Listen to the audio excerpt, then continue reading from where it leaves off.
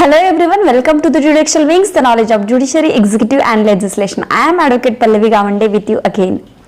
All the Maharashtra legal students and all the Maharashtra judiciary legal aspirants who wanted or who would like to prepare for the judiciary or any legal post. So the MPSC महाराष्ट्राचं एक notification आलेलं आहे. त्यामध्ये सहाय्यक विधी गट ब अराजपात्रित संवर्गातील पद भरतीकरिता विहित ऑनलाईन पद्धतीने अर्ज मागवण्यात येत आहे.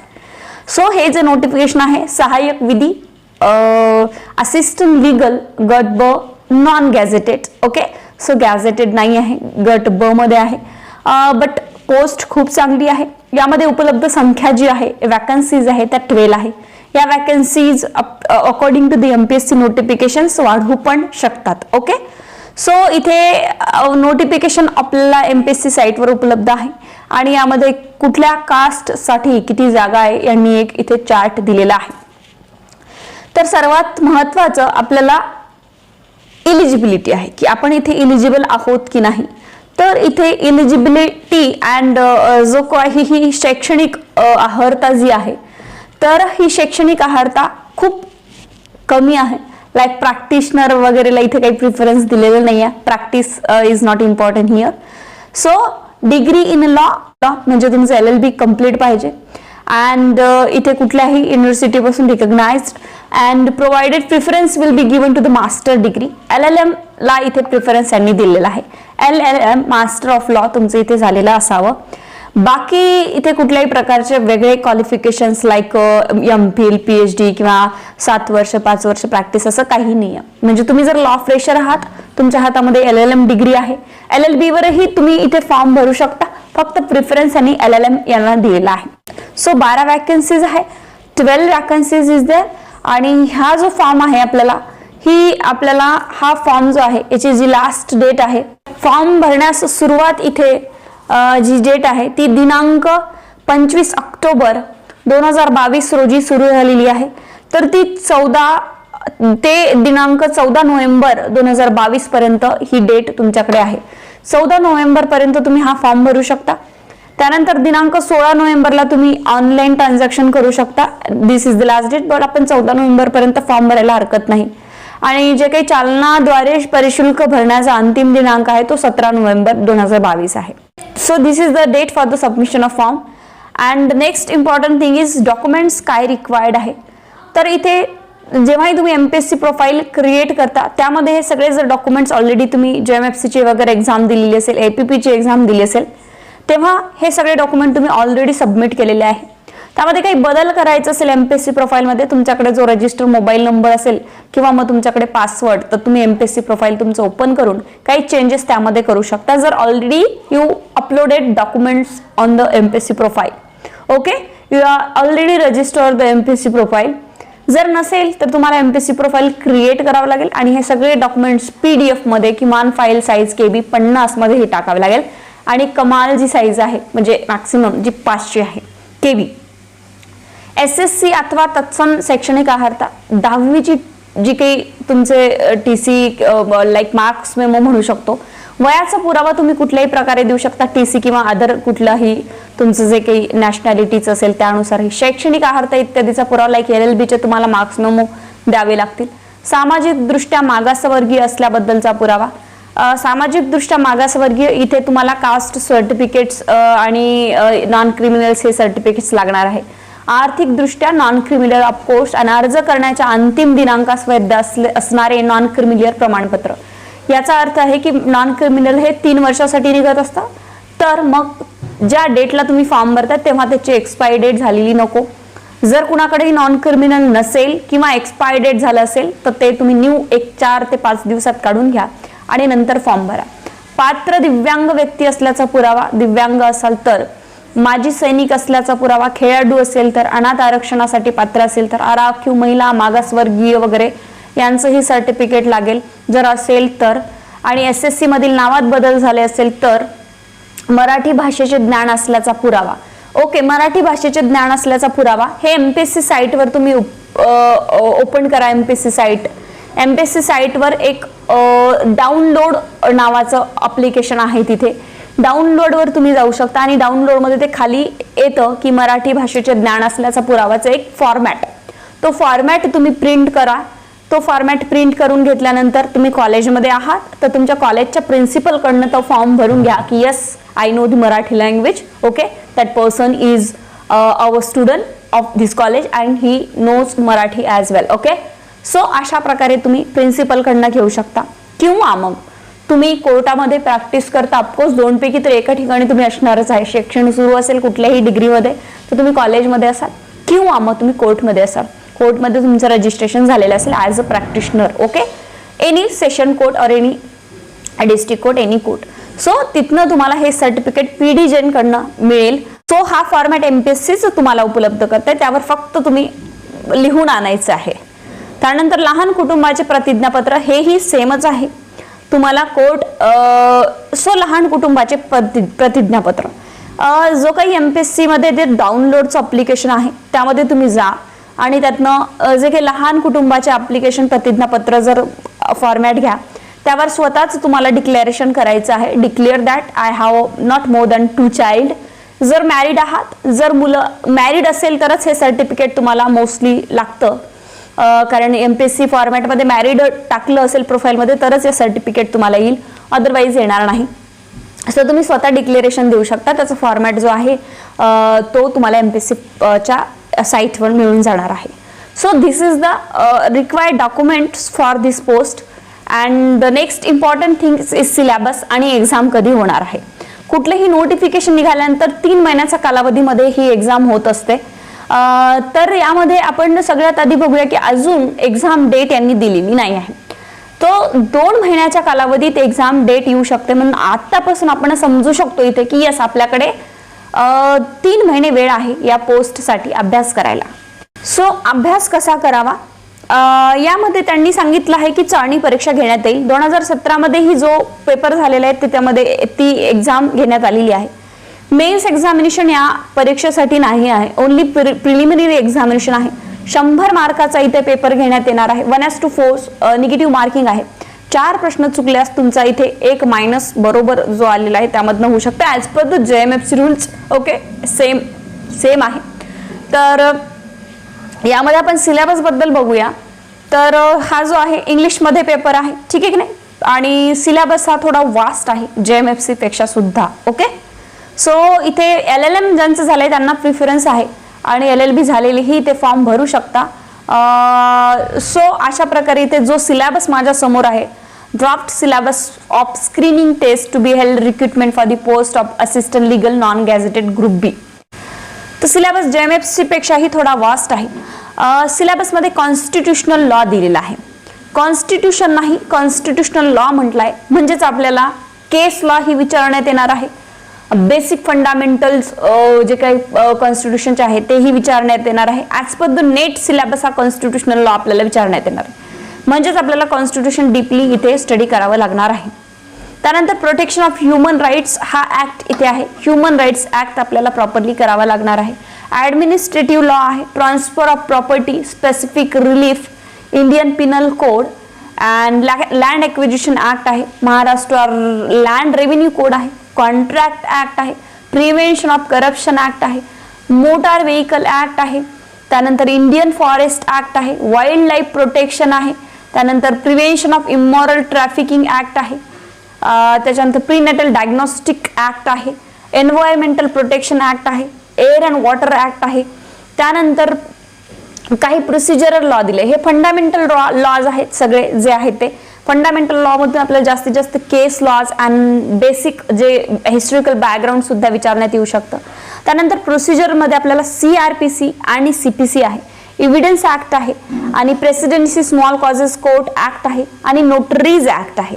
त्यानंतर आपल्याला high court original side rules, high court appellate side rules आणि लिमिटेशन ऍक्ट एवढे ऍक्ट प्रोसिजर लॉ आपल्याला दिलेले आहे. त्यानंतर आपल्याला प्रोसिजर लॉ मध्ये हे सगळे ऍक्ट आहे. त्यामध्ये एक डिफरंट जे 2 आहेत ते रूल्स आहेत. High court original side rules and high court appellate side rules, okay. Means this rule speaks with the original jurisdiction and the appellate jurisdiction of the high court.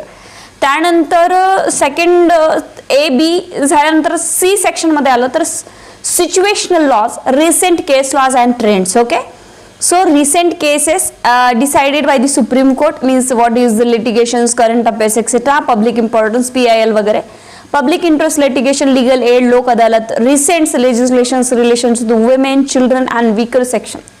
So हा पूर्ण सिलेबस तुम्हाला 40, 40, 40 आणि 20 अशा मार्क्स मध्ये डिवाइड केलाय.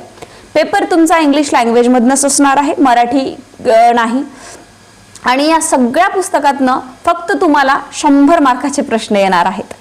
त्यामुळे अभ्यास हा फार डीपली करावा लागणार आहे आणि एक प्रॉपर स्ट्रॅटेजी आखावी लागणार आहे की कुठल्या ऍक्ट मधनं काय विचारण्यासारखं आहे. त्यामुळे एवढ्या सगळ्या सिलेबस मधनं म्हणजे जवळपास 17 त्यानंतर 17 आणि 8 17 ऍक्ट आहेत तुम्हाला पूर्ण, जे की आपले फर्स्ट सेक्शन मध्ये. त्यानंतर प्रोसिजरल लॉ मधले 8, 17 आणि 8 25, त्यानंतर 26, 27, 28 जवळपास 28 विषयांचा आपल्याला इथे अभ्यास करायचा आहे.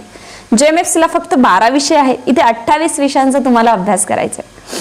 त्यानंतर जे 17 ऍक्ट आहेत ते 40 मार्क्स साठी येणार आहे. त्यानंतर प्रोसिजर लॉ मधून 40 मार्क्स साठी येणार आहे आणि 20 मार्कासाठी recent laws and amendments etcetera trend जे आहेत. यामध्ये ही निगेटिव्ह मार्किंग आहे 4:1. लाईक 4 जर तुमचे चुकीचे झाले क्वेश्चन्स तर तुम्हाला 1 मार्क जे बरोबर आले त्यातनं मायनस होतो. इंग्लिश लँग्वेज आहे, ऑब्जेक्टिव्ह मल्टिपल चॉईस क्वेश्चन्स आहे, type 100 questions with 4 multiple choice like JMFC. LLB qualification आहे तुमचं, इथे क्वालिफाईड तुम्ही LLB केलेलं असावं, पण LLM यांना प्रिफरन्स दिला जाणार आहे ज्यांचं LLM झालेलं आहे. ओके, सो जो वेळ आहे कालावधी पेपरचा तुमचा 2 तासाचा इथे कालावधी देण्यात येत आहे. So this is the syllabus for this examination. कुठल्याही प्रकारे मेन्स एक्झामिनेशन बद्दल यांनी बोलले नाही आहे. MPSC प्रिलिम एक्झामिनेशन होणार आणि देन इंटरव्ह्यू होणार. 1:3 रेशोनी इथे तुम्हाला इंटरव्ह्यूसाठी पुढे नेण्यात येणार. म्हणजे आता जर 12 जागा आहे, 12 36. ओके, तो 36 which is students for eligible or qualified for the interview. Okay, so अशा प्रकारे हे शेड्यूल आहे आणि या एक्झामचं इथे क्रायटेरिया यांनी दिलेलं आहे. सो तर सगळ्यात महत्त्वाचं आहे की ही जी पोस्ट आहे ही लीगल नॉन गॅझेटेड ग्रुप बी, यामध्ये इतका सिलेबस आपण 3 महिन्यामध्ये कव्हर कसा करायचा. डेट ही आता जास्तीत जास्त 15 ते 20 दिवसामध्ये हे मे बी डेट देऊ शकतात एक्झामची आणि एक्झाम होईल. एक सेंटर दिलं जाईल तुम्हाला आणि ही एक्झाम तुमची कंडक्ट केल्या जाणार आहे. मग आता यावर 12 जागा आहे, फॉर्म भरायचा की नाही यावर भरपूर विद्यार्थ्यांचे मला फोन्स कॉल मेसेजेस येतात, मॅम 12 जागा आहे, फॉर्म भरायचा. इलिजिबल आहात 3 महिने जर तुमची प्रॉपरली अभ्यासाची तयारी असेल, प्रॉपर गायडन्स तुम्हाला कुठून मिळत असेल and you are already prepared or preparing for the JMFC, तर इथे तुमचे 12 ऍक्ट जे आहेत ते यामध्ये कव्हर होतात. राहिले बाकीचे जे विषय आहेत ते बाकीचे विषय सुद्धा इथे तुम्हाला करणं गरजेचं आहे. म्हणजेच ही एक्झाम सायमल्टेनियसली तुम्ही JMFC ची तयारी सुद्धा इथे करू शकता. ओके, सो हे 2 फायदे एक तुमचे होऊ शकतात. पोस्ट चांगली आहे, लक असेल, हार्डवर्क आणि अभ्यास जर प्रॉपरली केला आणि तुमचं जर लक असेल तर डेफिनेटली इथे तुम्ही पास होऊ शकता आणि डायरेक्टली इंटरव्ह्यूला जाऊ शकतात. मेन्स एक्झामिनेशनची तुम्हाला इथे वाट पाहायची गरज नाही. आणि मार्चमध्ये 2023-19 मार्चला जी की JMFC ची एक्झाम आहे त्याच्या सोबतच तुम्ही याचाही अभ्यास करू शकता. थोडेफार एक्स्ट्रा विषय आहे ते तुम्हाला इथे कव्हर करणं गरजेचं आहे. तर त्याप्रमाणे तुम्ही टाइम टेबल इथे बनवू शकता आणि इथे तुम्ही चांगल्या प्रकारे अभ्यास करू शकता. एज लिमिट खूप कमी नाही आहे, खूप जास्त एज लिमिट आहे. आय थिंक 35 इयर्सच्या वरती एज लिमिट इथे आहे.